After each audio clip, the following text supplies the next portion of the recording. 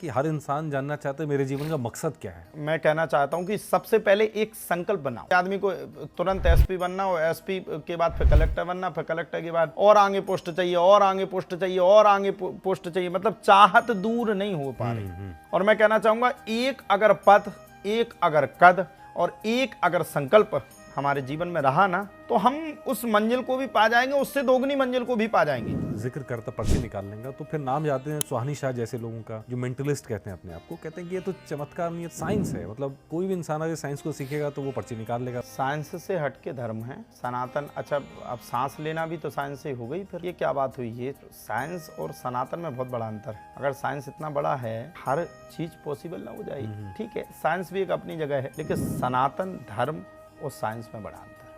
कृपा, बनावट, इनमें दो में कितने लोग आते हैं, पर्चा बनवाते, हम ये परेशानी में, ये समस्या में, ये हम उन सब से कहते हैं हम कोई जादुई नहीं है, हम कोई चमत्कारी नहीं है, हम कोई तंत्र विद्या के साधक नहीं है, हम तो सिर्फ हनुमान जी के साधक हैं। हम आपको मात्र इतना बता रहे हैं कि ये रास्ता है, इस रास्ते पे चल दोगे तो काम हो जाएगा, और नहीं चलोगे तो जय श्री राम। शायद बाबा बागेश्वर कहते हैं कि जादू और चमत्कार का जो फर्क होता है वही है कि जादू जादू दिखाता है और जो भगवान का आशीर्वाद हो आशीर्वाद होता है। हाँ, तो भगवान के आशीर्वाद को मानिए ना, क्या दिक्कत है? हनुमान जी के आशीर्वाद को मानिए ना। जब हनुमान जी ने 100 योजन के समुद्र को लांग दिया तो कोई ये बड़ी बात है थोड़ी ना। तो कृपा है ना। जब कृपा है तो समस्या कहाँ है? हमें जुड़ना चाहिए। जब हनुमान चालीसा में लिखा, जो यह पढ़े हनुमान चालीसा होए सिद्धि साखी गौरी सा।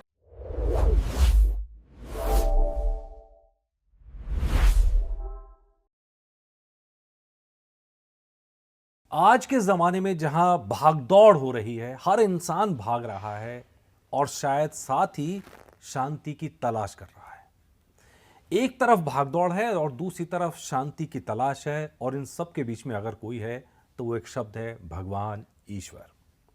अक्सर जिंदगी के इस उलझन के अंदर हम इन दोनों के बीच की ये कड़ी भूल जाते हैं कि अगर शांति चाहिए तो ईश्वर के जरिए ही संभव है।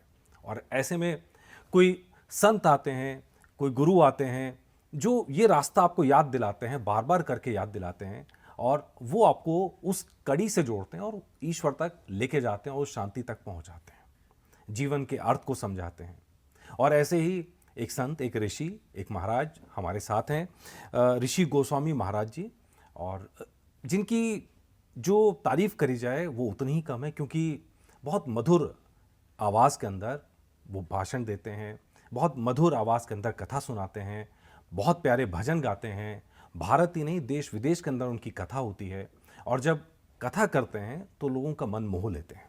आज उनसे बहुत सारी चीज़ें हम जानने की कोशिश करेंगे, क्योंकि महाराज जी को हम जानते हैं कि वो पर्ची भी निकालते हैं, तो उनसे सवाल करेंगे कि भाई इसके पीछे क्या चमत्कार है, कौन सी सिद्धि होती है, कैसे काम करती है।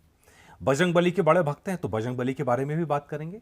भागवत कथा के अंदर बात करेंगे कि कैसे भगवान से नाता जोड़ा जा सकता है, और तमाम तरह की जो कंट्रोवर्सी हैं उनके ऊपर भी आएंगे, उनके ऊपर भी चर्चा करेंगे। आपका बहुत बहुत स्वागत है। बहुत बहुत धन्यवाद भैया आपका। जय सिया राम और जय संकट मोचन सरकार की। चलिए शुरू करते हैं। सबसे पहले, इस समय अगर दुनिया भर की बात करें, उथल पुथल मची हुई है। मतलब एक तरफ युद्ध हो रहे हैं और उस युद्ध का असर पूरी दुनिया पे आ रहा है। हर देश नहीं, हर इंसान की जिंदगी पर असर है, हर चीज़ महंगी हो रही है, लोग परेशान हैं। तो उसका समाधान क्या है? क्या समाधान भगवत भक्ति के अंदर ही है कि उनको भी सद्बुद्धि आ जाए कम से कम? मैं तो यही कहना चाहता हूँ, कृष्णाय वासुदेवाय हरे परमात्मा ने प्रणत क्लेश नाशाय गोविंदाय नमो नमः। यह संपूर्ण सृष्टि भगवान की है, और इस सृष्टि के अंतर्गत हमें भजन पूजन को सबसे ज़्यादा केंद्र बिंदु में रखना चाहिए। और भगवान सत्य है, सनातन भी शाश्वत है, ईश्वर भी सत्य है। तो हमें लगता है जितना हम भजन के क्रम को आगे बढ़ाएंगे उतना ही हमारा जीवन सही होगा, स्थिरता आएगी और हमारा जीवन काफ़ी आगे बढ़ेगा। चलिए, इन सारी परेशानियों के ऊपर कैसे कैसे बढ़ा जाए आगे, उसके ऊपर आगे चर्चा करें। लेकिन सबसे पहली मेरी जो दिलचस्पी है वो शब्द है जो हमने कहा कि पर्ची निकालना। भाई, बुंदेलखंड की धरती में ऐसा क्या है कि इतने सारे पर्ची निकालने वाले बाबा वहां पर है, इतने सारे संत वहां पर है? क्या उस मिट्टी का चमत्कार है? देखिए, सबसे पहले तो मैं कहना चाहूँगा, अब कौन कैसा किस प्रकार से दरबार लगाता है वो उसकी एक अपनी सोच होती है। हर इंसान की एक अपनी अपनी सोच से हर इंसान अपना जीवन चलाता है।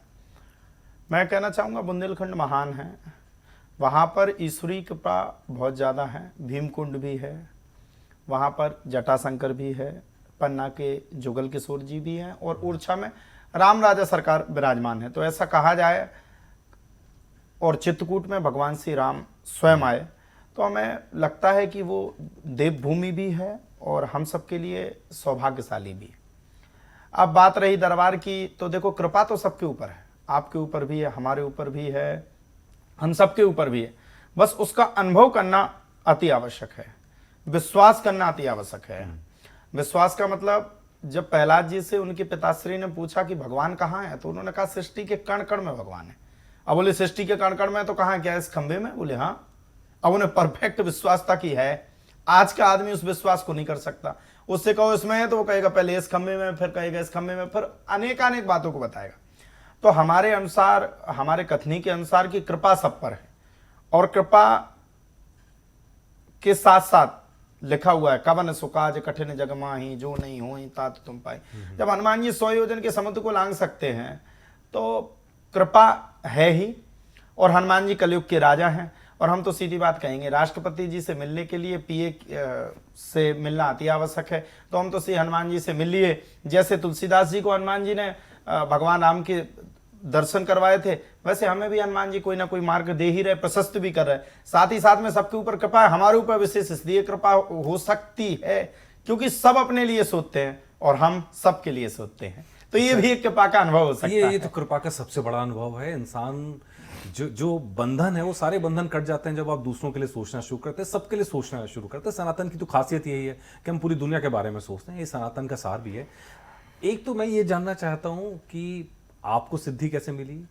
दूसरा मैं ये भी जानना चाहता हूँ, आपने कहा कि कृपा सबके ऊपर है, तो भाई हमारे ऊपर कृपा तुम्हें मिलती क्यों नहीं, हम पहचान क्यों नहीं पाते? इसीलिए तो मैंने कहा कि वो आप प्रहलाद जी के चरित्र को अच्छे से देखिए।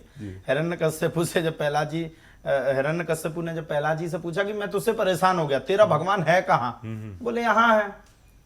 अब उनकी कोई बात तो हुई नहीं थी, ऐसा तो था नहीं कि कोई फोन की व्यवस्था हो कि भगवान से पहले पूछ लिया हो आप आ जाएंगे ना, इस खंबे में आ जाएंगे, हम इसको फोड़ने वाले हैं पिताजी।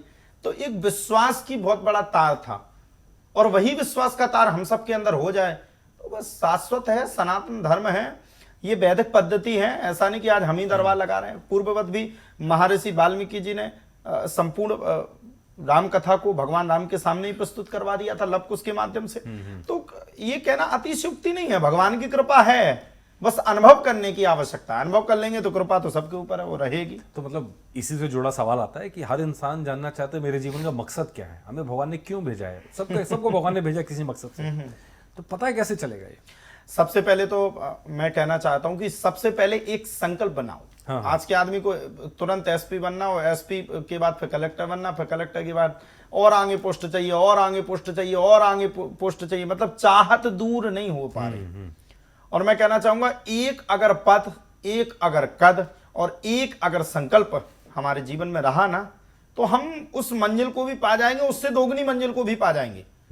तो सबसे पहले हमें एक संकल्प बनाना है। जैसे मेरा एक संकल्प था कि मुझे भगवत भक्ति करना है, सनातनीय होने पर मुझे गर्व है। मेरी उम्र के बच्चे अभी पढ़ रहे होंगे, मेरी उम्र के बच्चे अभी कुछ खोज कर रहे होंगे, लेकिन मैंने 14 वर्ष में खोज पूर्ण करके कथा को प्रारंभ किया और भगवान की हरि चर्चा को प्रारंभ किया। तो हमें लगता है संकल्प जिसका होगा, संकल्प के आगे कोई विकल्प नहीं होना चाहिए, मतलब दूसरा विकल्प नहीं होना चाहिए। अगर वह संकल्प हमारे साथ है तो हमें इस संसार में कोई आगे बढ़ने से रोक नहीं सकता है। सनातन हमारा बाप है, हम सबको गर्व होना चाहिए कि ऐसे हिंदुत्व में, हिंदू धर्म में, सनातन धर्म में और भारत जैसे पवित्र भूमि में हमारा जन्म हुआ। तो हम सब लोग सौभाग्यशाली तो हैं ही, और विश्वास को भी मत के साथ रखना चाहिए।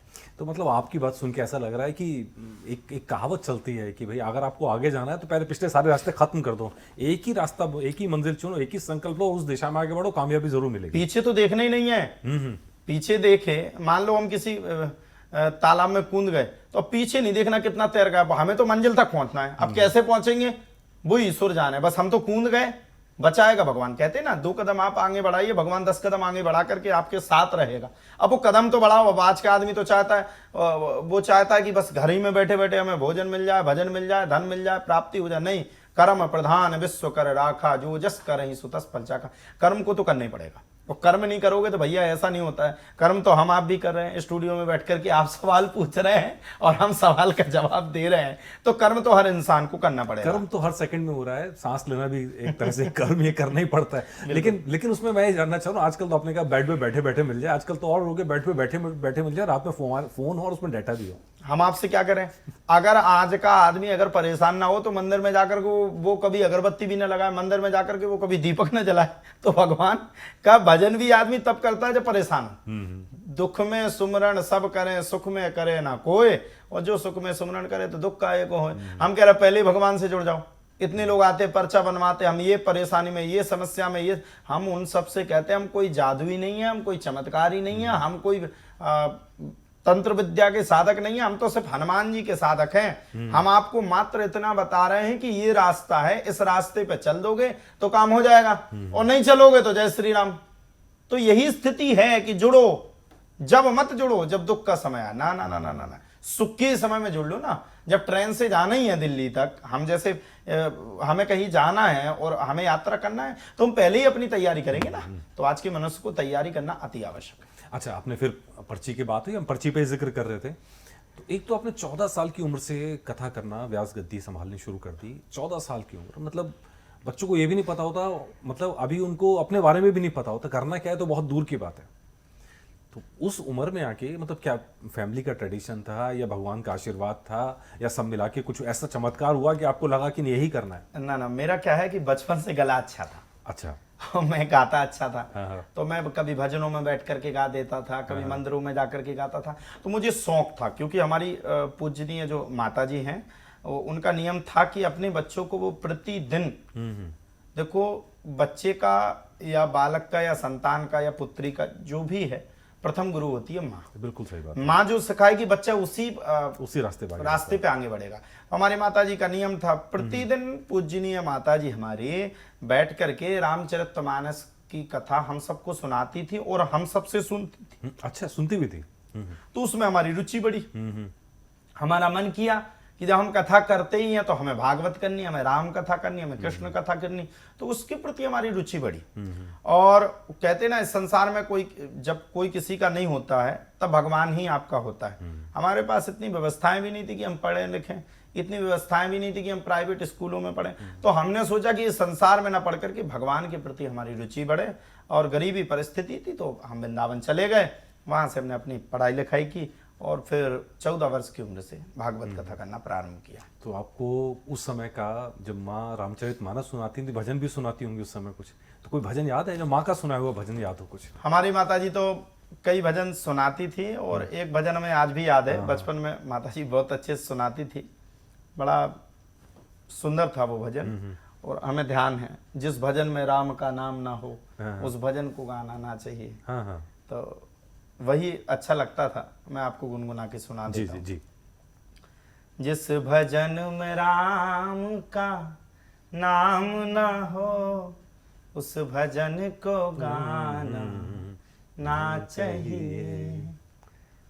जिस भजन में राम का नाम ना हो उस भजन को गाना ना चाहिए। तो ये भजन हम लोग सुनते थे बचपन में। हमारा एक रुचि ही अलग बदली।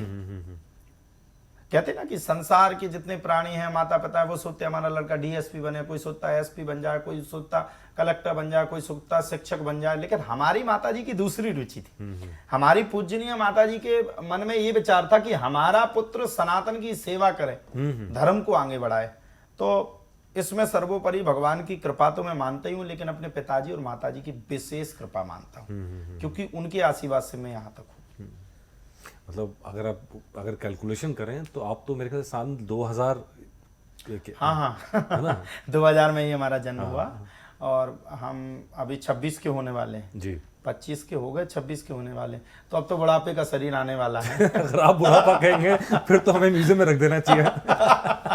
अब कुछ समय के बाद बुढ़ापे का शरीर आएगा। अभी तो बुढ़ापा नहीं आया, 2-4 साल बाद बूढ़े हो जाएंगे, लेकिन अभी लगे हुए हैं, कई सेवाएं करनी हैं। अभी भी सेवाएं कर रहे हैं। अभी तो धाम पर बहुत अच्छा कार्यक्रम होने वाला है, तो मैं आपको भी उसमें इनवाइट करूंगा कि आपको भी एक दिन उसमें जरूर पधारना है। आपको तो एक खास कार्यक्रम होता है जो हम देखते हैं हर साल में, कन्या विवाह आपकी तरफ से होता है और शायद 21 कन्याओं का विवाह जी, हर, जी। हर साल कराते हैं। वो भी करने का हमारा एक प्रयोजन है जी। क्योंकि जो हमारा बुंदेलखंड है वहां पर गरीबी असहायता ज्यादा है। एक पुत्री की अगर आप गरीबी को सुनेंगे तो आप रह जाएंगे। एक बिटिया है जो अत्यंततः गरीब है और उसके तद अनुसार उसके माताजी खत्म हो गई, पिताजी ने उस बच्ची को छोड़ दिया। 1.5 वर्ष की उम्र में उसके मामा जी उसको लेके आए और फिर मामा जी उसके अपंग थे। तो ऐसी बेटियां हैं जो कहीं उनका सहारा नहीं है और हम चाहते धर्म परिवर्तन रुके। बच्चियों का जो आजकल हो गया ना कि बच्ची आती है तो गर्भपात लोग कर देते हैं, तो वो भी रुके और बेटियों को एक सहारा मिले, संकट मोचन धाम की ओर से सहारा मिले और उन गरीब बेटियों की निशुल्क शादी हो। और ऐसे नहीं करता मैं कि कोई सम्मेलन की तरह, ना ना ना, वो मेरी बेटियां। अच्छा, मैं चाहूं तो 21 की जगह 51 भी कर सकता हूं। जितनी व्यवस्थाएं मैं कर रहा हूं उसके अनुसार थोड़ा थोड़ा कम कम करके हम 51 भी कर सकते हैं, लेकिन नहीं, हम 51 नहीं करेंगे, हम 21 ही करेंगे। लेकिन ऐसी शादी करेंगे उन बच्चियों की, ऐसी शादी करेंगे कि आप विश्वास मानिए कि जब वो बेटियां अपने घर को जाएंगी तो हम ये नहीं कहेंगे कि हम दहेज दे रहे हैं, लेकिन उन बेटियों को इतना उपहार देंगे कि जब वो वहां पर जाएंगी तो देखने वाले लोग कहेंगे कि ये सम्मेलन से शादी नहीं हुई, ये किसी पिता ने ही इस पुत्री का विवाह किया। उसी प्रकार से, उसी प्रयोजन से हम लोग 12 मई 2026 को करने के लिए जा रहे हो। मैं आपसे चाहता हूं कि आप भी एक बार आइए, वहां देखिए जो हकीकत है। अभी 21 बेटियों की शादी हो रही थी तो वो फॉर्म पूरे हो गए और जैसे फॉर्म पूरे हुए तो एक बच्ची आ गई। वो बड़ी गरीब थी, उसकी माताजी बचपन में ही खत्म हो गई और पिताजी कुछ उसके करते नहीं थे, तो वो बेटी रोने लगी। हमने कहा घर से विवाह कर लो बिटिया। बोले घर में खाने के लिए आटा नहीं है गुरुजी, कैसे विवाह करेंगे, हमें रात्रि भर नींद नहीं आई। हमने कहा 21 की शादी नहीं होगी, अब 22 की शादी होगी, क्योंकि संकट मोचन धाम सबका है और संकट मोचन धाम पर हर गरीब की पुत्री गरीब नहीं है, वो बहुत अमीर है, क्योंकि उस बेटी को संकट मोचन ने माना है। तो उस प्रकार से हम लोग धाम से विवाह कर रहे हैं और मेरा तो मत है कि आप भी आइए। अभी तो अच्छे अच्छे प्लानिंग कर रहे हैं, बेटियों को और चीजें भी दे रहे हैं और कोशिश है कि ज्यादा से ज्यादा दे। ईश्वर चाहेगा तो और आगे बढ़ेगा। लेकिन आपकी उम्र 25-26 साल, तो अब तक कितनी बेटियों के बाप बन चुके हैं? अभी मैंने पिछले वर्ष 11 बेटियों की शादी की थी और इस वर्ष मैं 21 की कर रहा हूं, तो हम 32 हमारे समधी बन गए और हम 25 वर्ष की उम्र में समधी बन गए। तो हमें बड़ी पसंद था, क्योंकि हमारी भी एक बिटिया है। तो हमें लगता है कि बेटी किसी की हो, बेटी के प्रति हमारी आस्था ज्यादा होना चाहिए और उस बेटी को हमें अपनी पुत्री मान करके उसका विवाह करना चाहिए। अच्छा, मेरे दिमाग में सवाल आया जब आपने किस्सा बताया कि बाप ने बच्ची को छोड़ दिया। ऐसे लोगों को पाप नहीं लगता? ये संसार है, कलयुग का प्रभाव है, इसी को तो कलयुग कहते हैं ना। हमें लगता कि कलयुग का व्यक्ति अपनी पूर्ति करने के लिए संसार में कुछ भी कर सकता है। तो ऐसी बेटियों के लिए हमें सहारा बनना पड़ेगा, सनातन को हमें आगे बढ़ाना पड़ेगा। हम सनातन का चोला इसलिए नहीं पहने कि हम कोई धन अर्जित कर लें, हम इसलिए नहीं पहने कि हम कोई पैसा अर्जित कर लें, हम तो इसलिए यह चोला पहने कि हम असहायों की मदद करें, हम नई जनरेशन को, जो नए लोग हैं उन सबको धर्म में जोड़ें, रुचि बढ़ाएं, साथ ही साथ में सनातन धर्म से जो हमें मान लो कुछ भी अर्जित होता है उसको भी लगाएं, लोगों से भी करवाएं। और उन गरीब, जैसे ये पुत्री गरीब है, मान लो इसका तो कोई सहारा नहीं था ना, मामा भी शादी करने योग्य नहीं था, उसके पास इतनी व्यवस्था नहीं थी कि वो विवाह कर सके, तो वो बेटी कहां जाती? तो ऐसे निर्धन बेटियों का सहारा हम सबको बनना है। हम नहीं बनेंगे तो कौन बनेगा? अगर हम इन बेटियों के लिए नहीं सोचेंगे तो आगे चल करके इनको गर्भपात कर दिया जाएगा, इन बेटियों को गर्भ में ही मार दिया जाएगा। इसलिए हम सबको आगे बढ़ना है। और ये इसलिए नहीं कि हमारी कृपा है, ना ना, हमारी क्या कृपा है, हमारी तो कोई कृपा ही नहीं है। हम तो इतनी गरीबी परिस्थिति में पैदा हुए, हम तो एक बच्ची की भी शादी नहीं कर सकते। सब करवाने वाले हनुमान जी हैं। कवन सुकाज कठिन जग माही, जो नहीं हो ही तात तुम पाही। तो हनुमान जी सबके लिए सोचे, ईश्वर सबके लिए व्यवस्था करके रखा है और हमें लगता है कि इस कार्य को आगे बढ़ना ही चाहिए। नहीं, बिल्कुल सही बात है। एक होता है अच्छी सोच, और अच्छी सोच कहीं पीछे रह जाती है जब वो व्यवहार में उतर आती है जब उस सोच को लागू कर दिया जाए। तो आप बहुत अच्छी सोच के साथ बहुत अच्छे व्यवहार को लागू कर रहे हैं, और सनातन का यही तो संदेश है सबके लिए कि सिर्फ अपना नहीं, सबका सोचना है। अच्छा, इसमें वापस आते हैं वो पर्ची वाला, मेरा बड़ा दिलचस्पी है उसके अंदर, क्योंकि हम सबके लिए वो एक चमत्कार की तरह है कि भाई पर्ची निकालना कैसे हो जाता है। कोई इंसान के पास ऐसी सिद्धि हो जाती है कि वो आपके मन की बात जान लेता है। तो एक तो क्या नॉर्मली ऐसे हम बात कर रहे हैं, तो क्या आप ऐसे भी पर्ची निकालते हैं? नहीं नहीं, एक हर चीज का एक नियम होता है। जी। जैसे भोजन भजन, और भोजन भजन के साथ साथ एक साथ हम कई क्रियाएं नहीं कर सकते। हर चीज का एक समय होता है।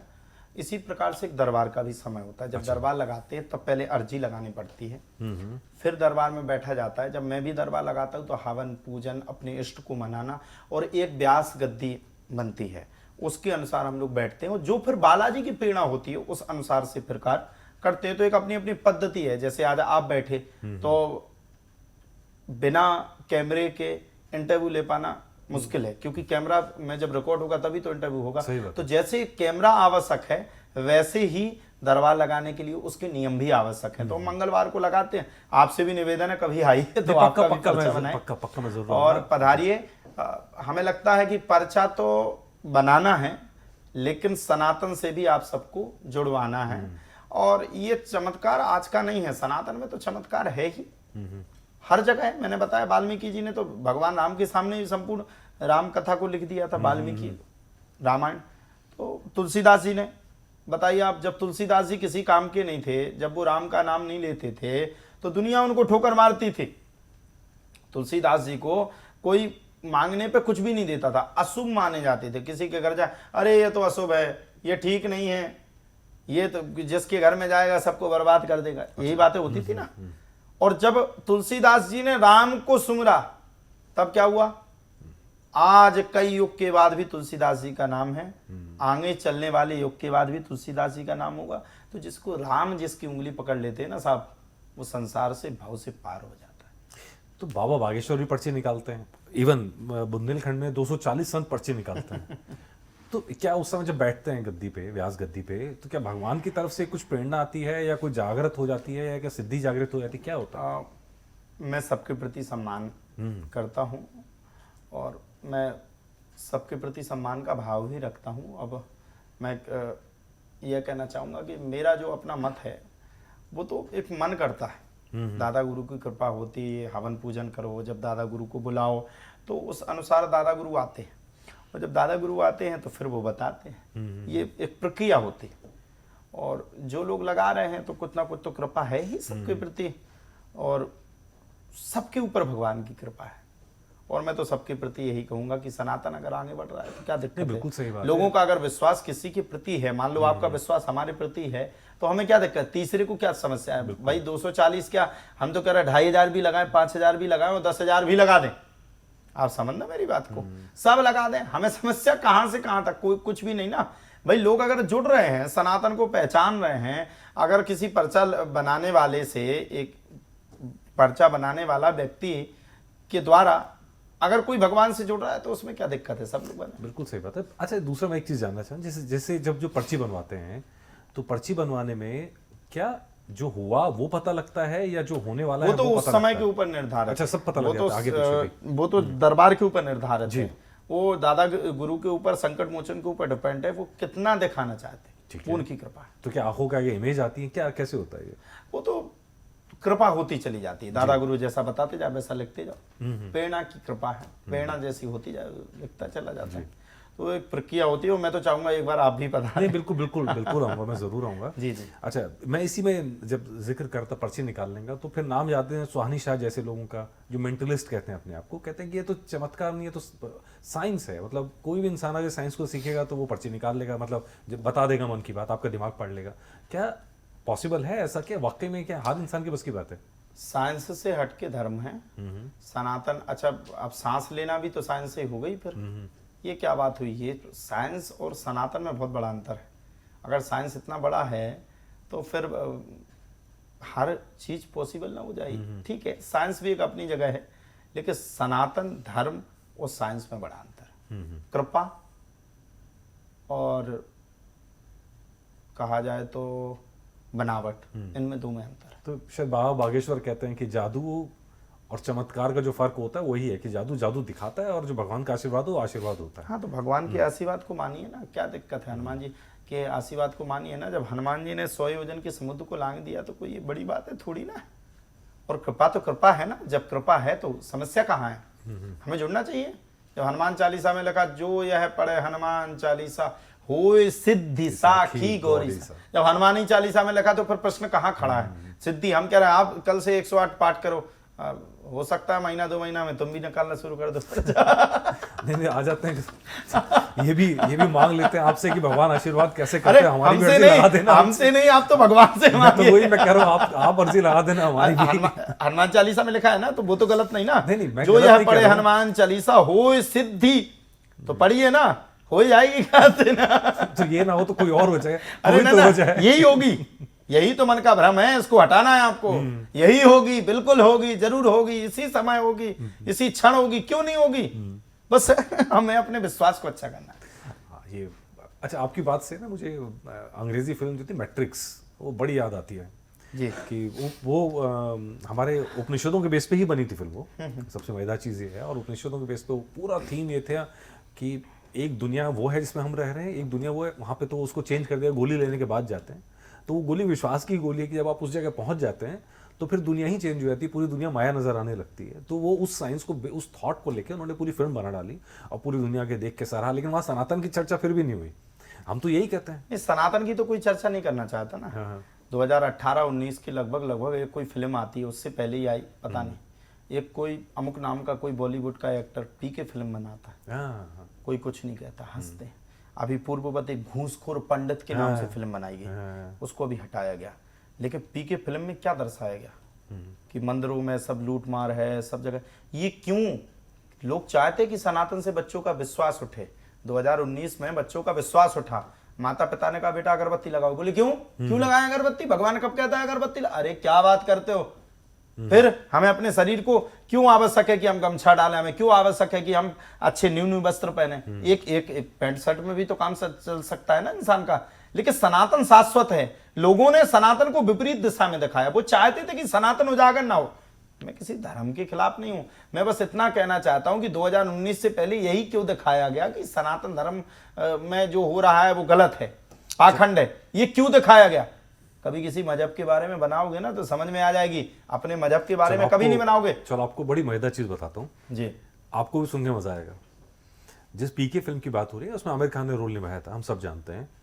और आमिर खान की एक और नई फिल्म आने वाली है, लाहौर 1947, नाम चेंज हो तो शायद हो।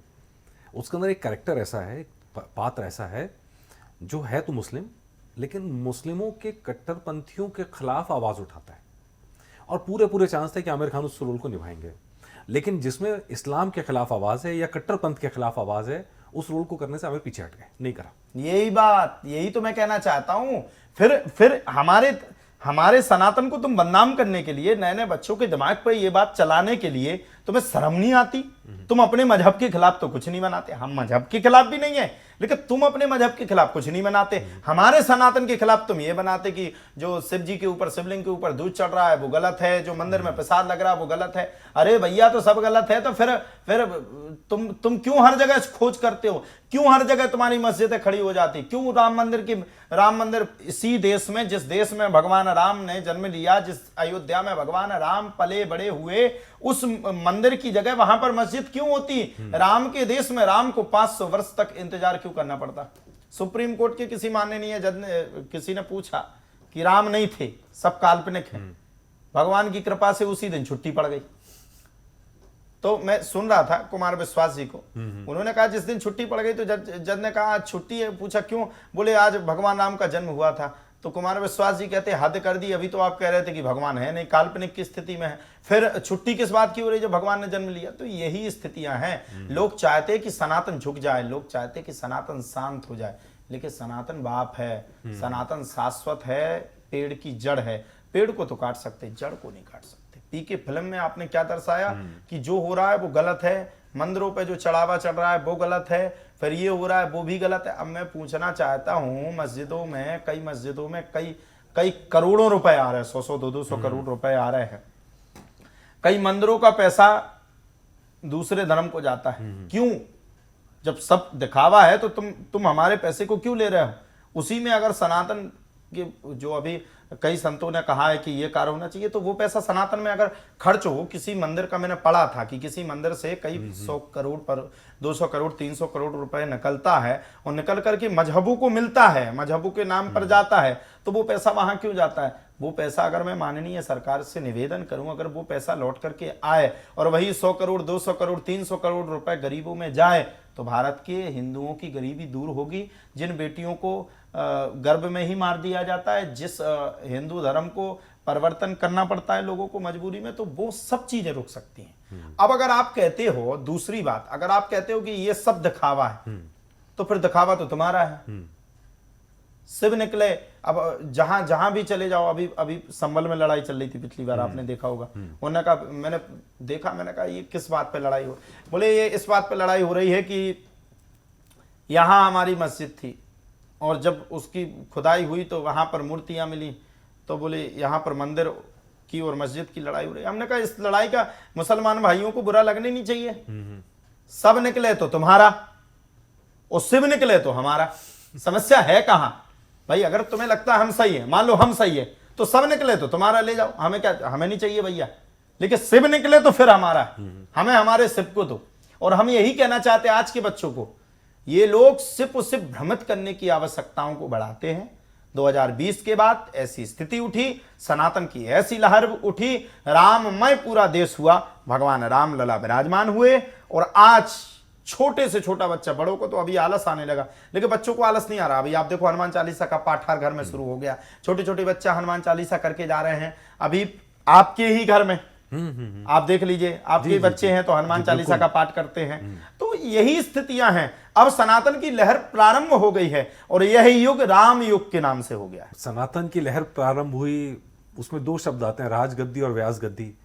राजगद्दी जो कर रही है सो कर रही है, व्यासगद्दी भी कर रही है, लेकिन वो सारे लोग जो उनके पास मठ हैं, पूरे पूरे मठाधीश हैं, इवन शंकराचार्य हैं, शंकराचार्यों का काम है सनातन को रास्ता देना। तो इस समय संदेश व्यासगद्दी की तरफ से, कथावाचकों की तरफ से ज्यादा जा रहा है, शंकराचार्यों की तरफ से वो एकता कहीं दिखाई नहीं सब दे रही। शंकराचार्य भगवान हैं, हाँ बिल्कुल भगवान है, लेकिन मुझे आज तक परम पूजनीय, क्या कहूं, हमसे बड़े हैं, बहुत बड़े हैं, नहीं बोलना चाहिए, पहले मैं क्षमा मांग लूं, अब मैं दूसरी बार बोलना शुरू करता हूं। मुझे आज तक उनका समझ में नहीं आया, उन्हें समस्या कहां है, हमें आज तक ये समझ में नहीं आया। अरे भैया, आप कहते हो गौ को उपाधि मिलना चाहिए, ये तो हम सब भी कह रहे हैं ना, लेकिन हमें ये समझ में नहीं आती कि आप आखिरकार हो कहां, करना क्या है। आपके मठ में इतना मठ आप रख करके बैठे हो, परम पूजनीय शंकराचार्य जी इतना मठ में आपके व्यवस्थाएं हैं, अगर मठ का ही पैसा आप बाहर निकाल दो तो भारत में गौ माता के लिए हर जगह पर गौशाला बन जाए, गौ माता सुरक्षित हो जाए। तो आप सनातन को बढ़ाना चाहते हो या सिर्फ अपनी कंट्रोवर्सी बढ़ाने के चक्कर में, या कह दें अपनी टीआरपी बढ़ाने के चक्कर में ये सब उत्पाद करती है, हमारी समझ में नहीं आया। अभी तो हम देख रहे थे माघ मेला में परम पूजनीय शंकराचार्य जी गुस्सा हो गए, धरना लेके बैठ गए। हमने देखा, हमने कहा भाई किस बात का धरना है? बोले बस इस बात का धरना है कि पुलिस प्रशासन ने रोका कि यहाँ से थोड़ा पैदल चले जाओ। शंकराचार्य जी बोले वो हमारा पद है, पद के हिसाब से हम पैदल नहीं जाएंगे। तो पुलिस ने ये कहा पद तो है लेकिन गंगा जी में पास में जाओगे तो ऐसा नहीं कि कुछ गड़बड़ी हो जाए, बस इतनी बात हुई। परम पूजनीय हैं, प्रातः स्मरणीय हैं, बड़े हैं, नहीं बोलना चाहिए, लेकिन हमें समझ में नहीं आई। फिर उन लोगों ने धरना दिया, फिर धरना से और आगे बात बढ़ी, फिर और आगे बात बढ़ी, फिर गौ के लिए बात आ गई, फिर अलान फलान ढकान। में राजनीति पर नहीं आऊँगा, लेकिन मैं उनसे कहना चाहता हूँ, हम सब आपके बालक ही हैं, धर्मपुत्रवत हैं उनके, और आप हमसे बड़े हैं। हम आपसे क्या प्रेरणा लेंगे? हम आपसे ये प्रेरणा नहीं लेंगे कि हम आपस में लड़ें, हम आपसे यही प्रेरणा लेंगे कि आप राजनीति को छोड़ करके हम सबको आदेश करो, आदेशित करो। हम सब भागवताचार्य हैं, हम सबको आदेश दो।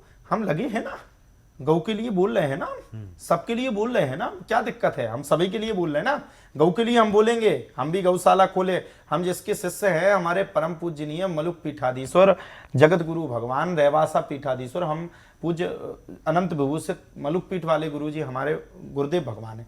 तो हमारे गुरुदेव भगवान, गौशाला इतनी बड़ी बड़ी जड़खोर में चले जाइए आप, वृंदावन में चले जाइए आप। तो हमें कार्य करना है, हमें राजनीति पे नहीं चलना है। अभी हम देख रहे हैं वो लखनऊ में पहुंच गए, वहां अनशन धरना ये वो, उन्हें अच्छा गुस्सा भी उन्हें इतनी तेज आती है कि अभी कहो हमारा इंटरव्यू देख लें तो पता चले कहो हमारे लिए शुरू हो जाए। तो हम उनसे कहना चाहते पहले तो संत का स्वभाव होना चाहिए शांति। और आप तो शंकराचार्य भगवान हैं, शंकराचार्य हमारे हिंदू धर्म में कौन होते हैं? हमारे प्रधानमंत्री। तो सबसे पहले क्रोध को हमें शांत करना है।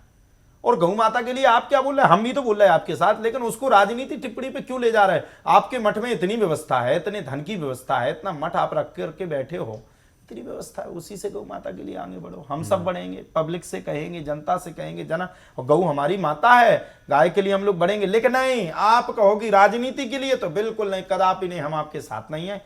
राजनीति को छोड़ो, धर्म नीति अपनाओ। हम सब संत हैं, हमारा राजनीति से दूर दूर तक कोई वास्ता नहीं। आपने कभी मुझे राजनीति में नहीं सुना होगा, ना कभी सुन पाएंगे, ना जीवन में कभी हो सकता है। हमारी ना पीढ़ियों में कोई राजनीति में रहा, ना आगे कोई रहेगा।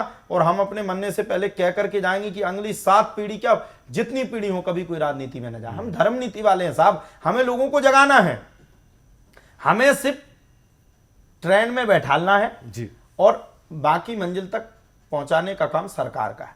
और ये नहीं, हम सरकार के भी खिलाफ नहीं है। अच्छा एक बात बताओ, सरकार गलत क्या कर रही है? राममय पूरा वातावरण हो गया है, आज आप किसी को गलत बताते, ये तो ठीक नहीं ना। जो सरकारें गलत थी उसको आप अच्छा बताते हो। समरसता चल रही थी, समरसता है। अब आप चल रही थी, अचानक से यूजीसी आ जाता है।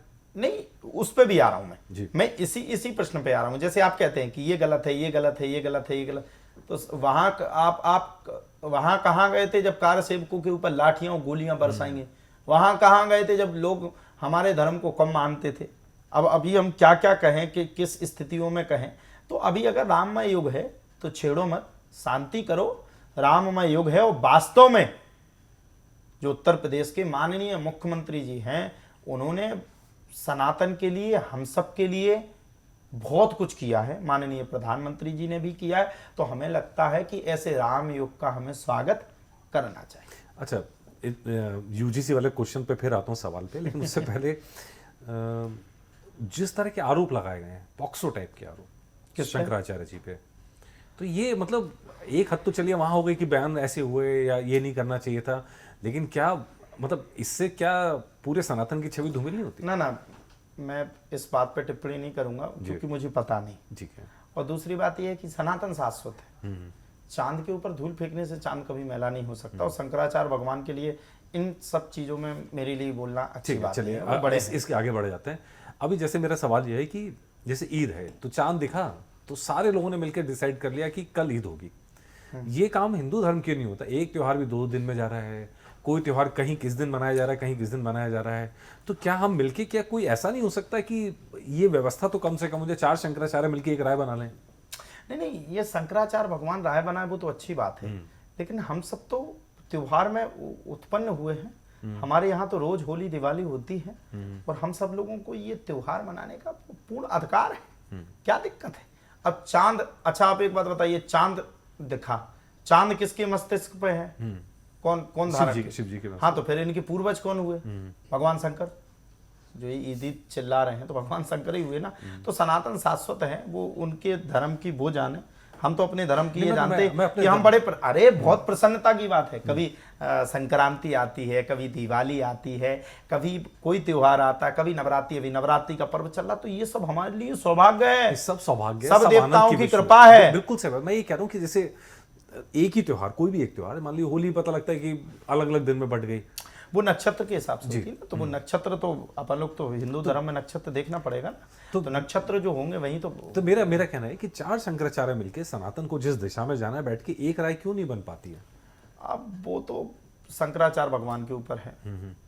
3 जो हमारे चारों शंकराचार्य हैं, 3 शंकराचार्य भगवान जो हैं, वो तो सही राय में, बस हमारे ये महाराज जी ये नहीं मान रहे, ये पता नहीं अब कौन सी दिशा में चल रहा है, इनकी दिशा ही पता नहीं चल रहा, वो बेंटी बेन चली जा रही, अब से एक होता चला जा रहा। तो मतलब बस ये इनको हम क्या समझाएं, हम तो इनके आगे बच्चे हैं, लेकिन ये थोड़ा सा शांति कर ले हमारे हिसाब से। तो जो भी जिस दिशा में जाते हैं सब ईश्वर की कृपा से। मैं उनसे कहता हूँ कि आप शांति रखिए, गौ राष्ट्र होगा, गौ राष्ट्र का मुद्दा, बस ये राजनीति को छोड़ दें, मैं आपसे कह रहा हूँ गौ राष्ट्र का मुद्दा मैं उठाऊंगा, लेकिन राजनीति छोड़ो, धर्म नीति से बोलो, लोगों को जगाओ।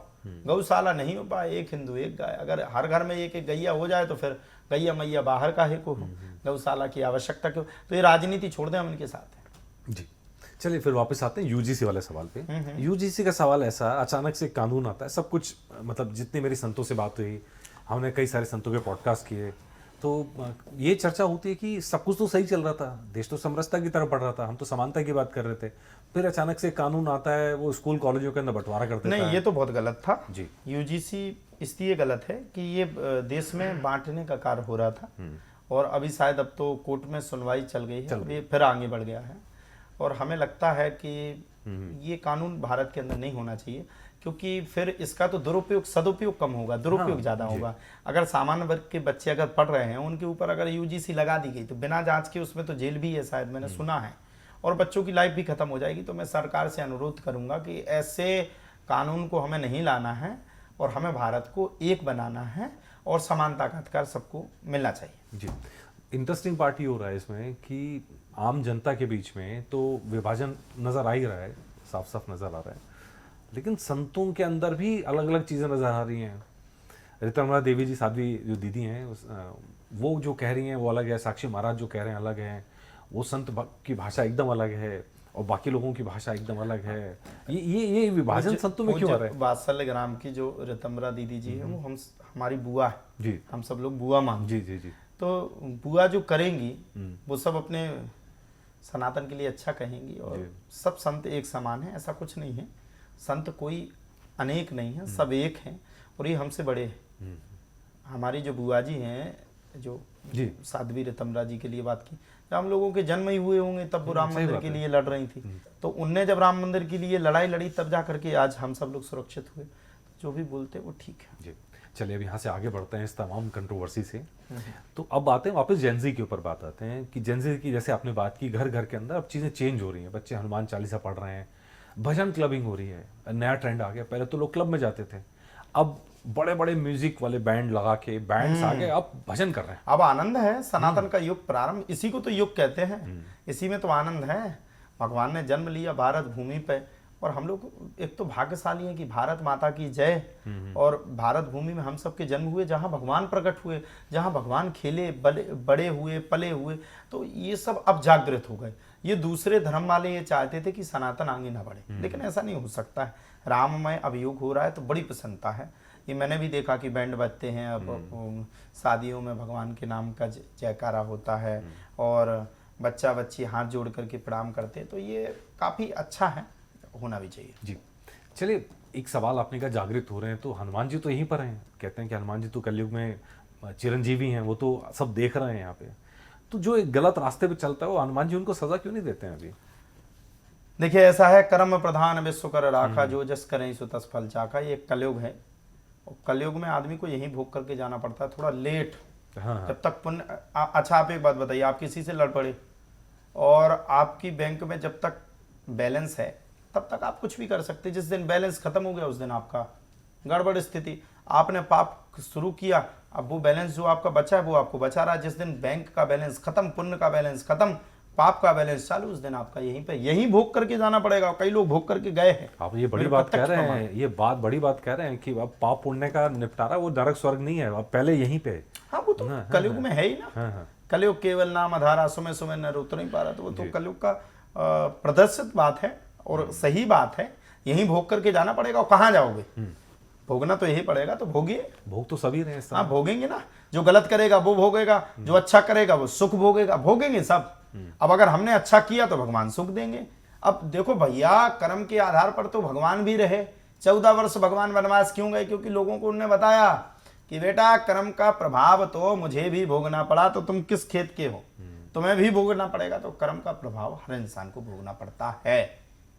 तो कर्म का जो होगा वो तो डेफिनेटली आज के टाइम में देखेंगे तो जहाँ से हमने शुरू किया था पॉडकास्ट, कि हर इंसान दौड़ रहा है, हर इंसान परेशान है, हर इंसान शांति चाह रहा है। और इस जो ये खोज रहा है, जिस परेशानी में घूम रहा है, उससे बड़ा नरक और क्या हो सकता है? अरे सर, मैं एक ही बात कहना चाहूंगा, संतुष्टि ही शांति है। किसी को संतुष्टि इस संसार में है ही नहीं।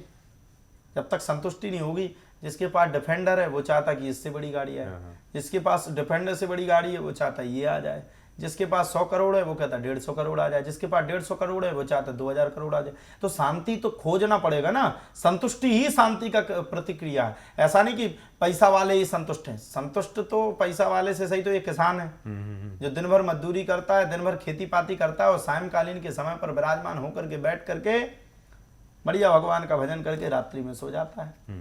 तो पैसा वाले सुखी नहीं हो सकते, पैसा वाले तो नींद की गोली खा करके सोते हैं, एक में काम नहीं चलता 2-2 खा करके सोते हैं। तो हमें लगता है संतुष्टि ही सही जीवन का अर्थ है, संतुष्टि के साथ जीवन को जियो तो भैया कल्याण हो जाएगा। तो चलिए, कल्याण सबका हम तो यही चाहते हैं, लेकिन जैसे चर्चा करते हैं तो जैसे बजरंग बली की चर्चा करते हैं, हनुमान चालीसा का जिक्र आता है कि हनुमान चालीसा का रोज पाठ करना चाहिए। तो फायदा क्या होता है हनुमान चालीसा का रोज पाठ करने से? लोगों को क्या हासिल होता है, वो क्या बदलाव महसूस करते अच्छा, भोजन करने से क्या फायदा होता है?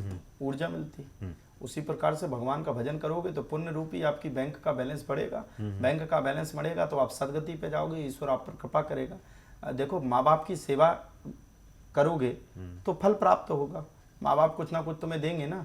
अब जैसे कोई पिता से लड़ पड़े, वो लड़का बाप को गाली दे तो बाप कहेगा ले अब देता हूँ तुझे अपनी जमीन, ले जा, अब देता हूँ अच्छे से, मैं मंदिर के नाम कर देता हूँ। उसी प्रकार भगवान है, भगवान को अगर बाप मान करके उनकी पूजा सेवा करोगे तो भगवान कुछ ना कुछ तो अधिकार देगा, कहीं ना कहीं आपको आगे बढ़ाएगा। अच्छा, आपके अनुभव से मैं जानना चाह रहा हूँ कि जैसे हर किसी की इच्छा होती है कि भगवान को देखें, और जब साधु संतों के पास आते हैं तो हम सबकी प्रबल इच्छा होती है कि आपने देखा है भगवान को?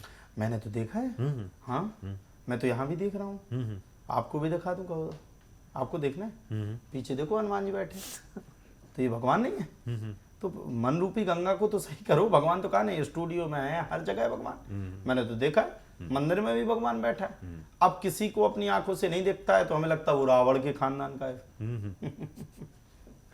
चलिए, बहुत अच्छी चर्चा हो रही है, लेकिन अगर हनुमान जी पे चर्चा चल रही है तो हनुमान जी को एक हनुमान चालीसा के अलावा और कौन कौन सी चीजें प्रिय हैं जो करने से भगवान को हम खुश कर सकते हैं और डेली हमें करना चाहिए? देखो, भगवान का जितना नाम लो, भगवान राम को जितना रजाओगे, हनुमान जी तो उतनी प्रसन्न है। प्रभु चरित्र सुनबे को रसिया, भगवान के नाम का जितना स्मरण करोगे हनुमान जी उतनी कृपा करेंगे। क्या दिक्कत है, क्या परेशानी है, स्मरण करिए। तो हनुमान चालीसा का पूरी ही वो तो जागृत है कहा जाता है, तो कोई ऐसी चीज है जो आप कहना चाहते हैं, संदेश जो हनुमान चालीसा का संदेश है, संकट मोचक का? मैं ये कहना चाहता हूँ कि हर घर में प्रतिदिन एक दीपक जलना चाहिए, छोटे छोटे बच्चों को सनातन से जुड़ना चाहिए, और सनातन विरोधी तथ्यों को ना तो देखो, इनका विरोध करो, इन लोगों को दूर रखो। ये हमसे ही कमाते, हमारी जिंदगी को बर्बाद करते हैं। कभी किसी संत ने गुटखा का प्रचार नहीं किया होगा, कभी किसी संत ने अधर्म का प्रचार नहीं किया होगा, कभी किसी संत ने किसी भी प्रकार की गलत वाणी का प्रयोग नहीं किया होगा। और आप देखते हो बॉलीवुड के एक्टर्स कितनी क्या क्या स्थिति बनाते हैं, किन किन मर्यादाओं को खो रहे हैं। ऐसे लोगों का बहिष्कार करो, बहिष्कार करोगे तो कटोरा लेकर के यहीं भीख मांगेंगे, इसलिए इन लोगों से दूर रहो।